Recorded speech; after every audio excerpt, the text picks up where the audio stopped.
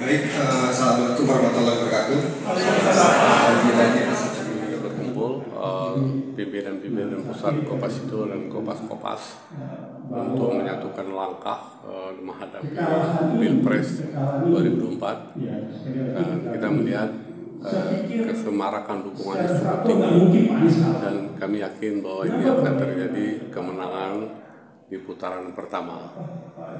Kami tidak mengelola, kami selalu bergerak ke lapisan-lapisan masyarakat bawah, mereka pedagang pasar dan koperasi, dalam rangka menginformasikan tentang sosok Anies pada mereka, apa manfaat dan keuntungan, apa perspektifnya terhadap pimpinan negara.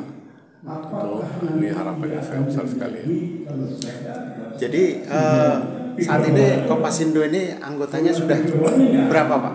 Anggota kita tersebar di pusat dan di daerah yang jumlah anggota sebetulnya dari sebanyak jumlah pedagang. Ini yang kita sambil bergerak ke beberapa daerah juga, dan di Sumatera, di Pulau Jawa, ya jumlahnya kalau hitung ya 10-12 jutaan pedagang pasar itu.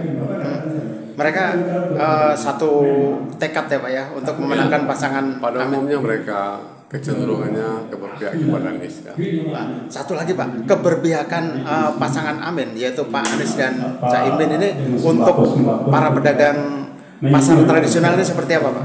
Kita sudah ada komitmen, ada kesepakatan dengan mereka agar perlu keberpihakan, perlu dibela kepentingan pedagang koperasi yang selama ini nyaris kurang terperhatikan.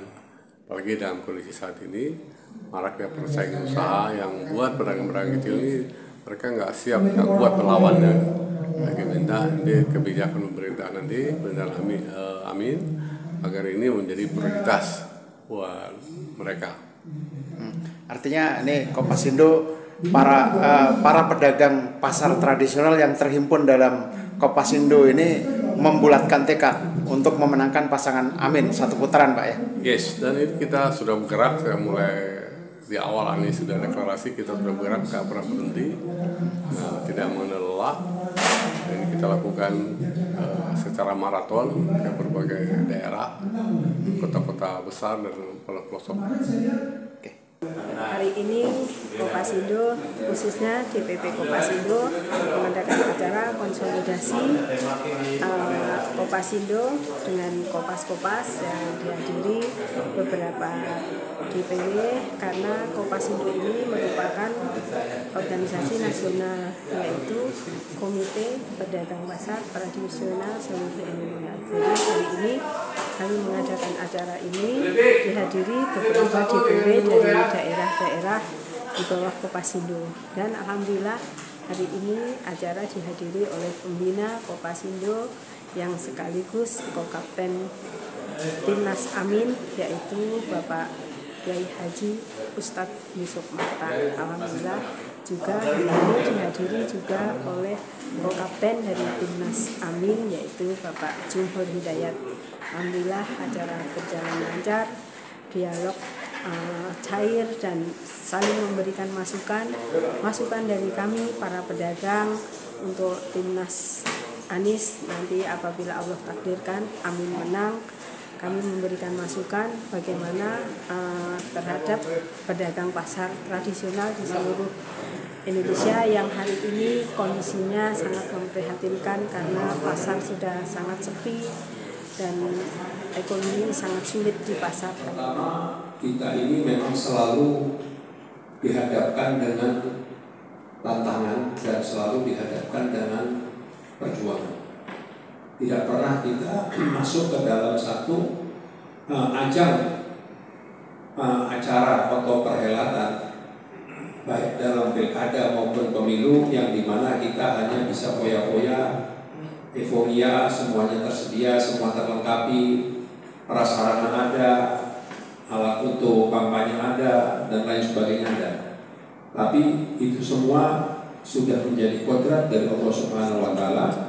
Kita ditempatkan di tempat-tempat yang memang kita bisa menggali dan kita bisa memanen keberkahan dan pahala. Karena perjuangan itu jangan diharapkan keberhasilannya, Perjuangan adalah laksanakan, lakukan, berjuang. Keberhasilan ada di tangan Allah. Apakah hari ini kita bisa mendapatkan hasilnya, atau insya Allah penerus atau anak cucu kita nanti yang akan mendapatkan?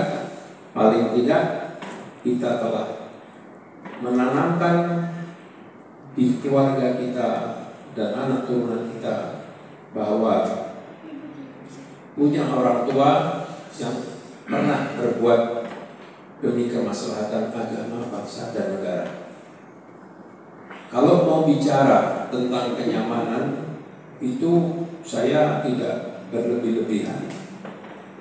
Cukup beberapa orang mendatangi saya. Saya tidak bisa bilang banyak karena mereka rata-rata sudah tahu di kelompok Kripilan. Kripilan itu adalah gabungan FPI, GNPM Ulama, dan 212 yang istilah mereka ini orang yang paling membahayakan, yang sulit didekati.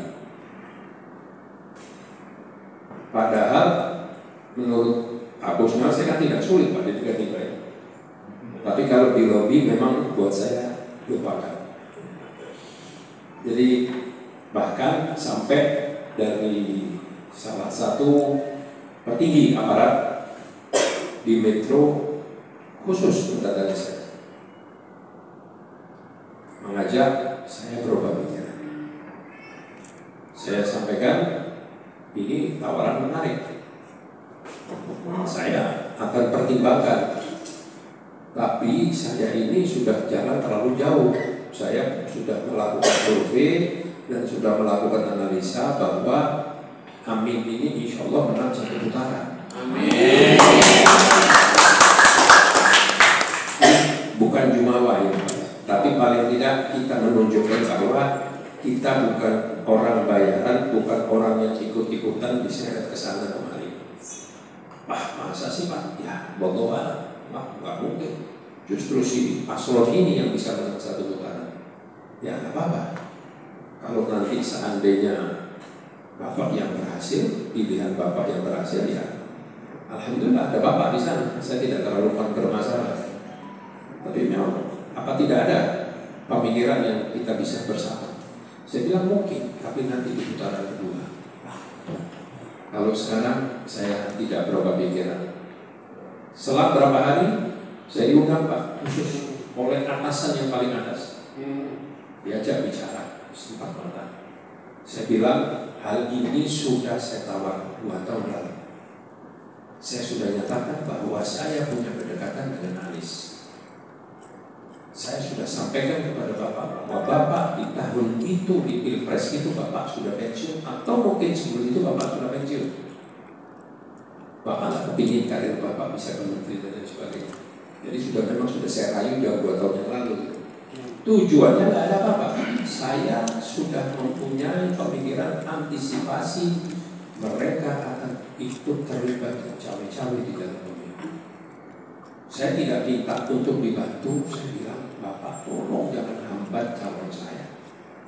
Tolong Bapak jangan kriminalisasi keumatan saya. Itu saja. Tapi Bapak dari saat itu tidak mendengar omongan saya. Sampai ketiga kali atau 4 kali pertemuan, Bapak mulai menyatakan, ya kita akan netral. Tapi hari ini ternyata Bapak tidak netral.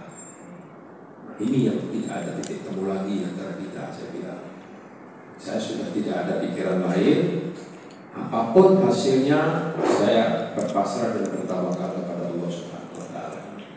Jadi apa yang saya ceritakan ini bukan bercerita tentang pribadi saya, tapi saya mau bercerita bahwa yang ada di dalam ruangan ini, insya Allah di dalam posisi dan pemikiran dan keputusan yang tidak salah di mata Allah Subhanahu Wa Taala. Amin.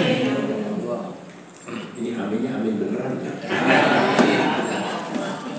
Dan amin pilpres. Nanti diterima setengah sama Allah. Amin.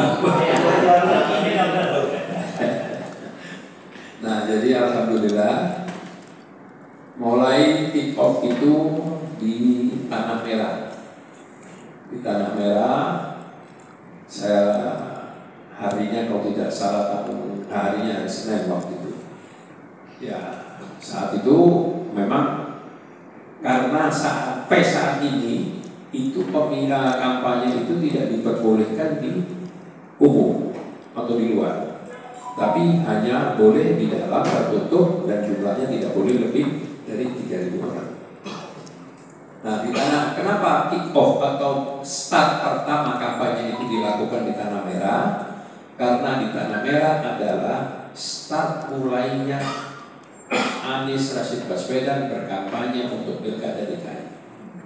Jadi dia merasa ada satu nilai historis, nilai sejarah, mana dari titik itu dia bisa berhasil menjadi gubernur. Perubahan.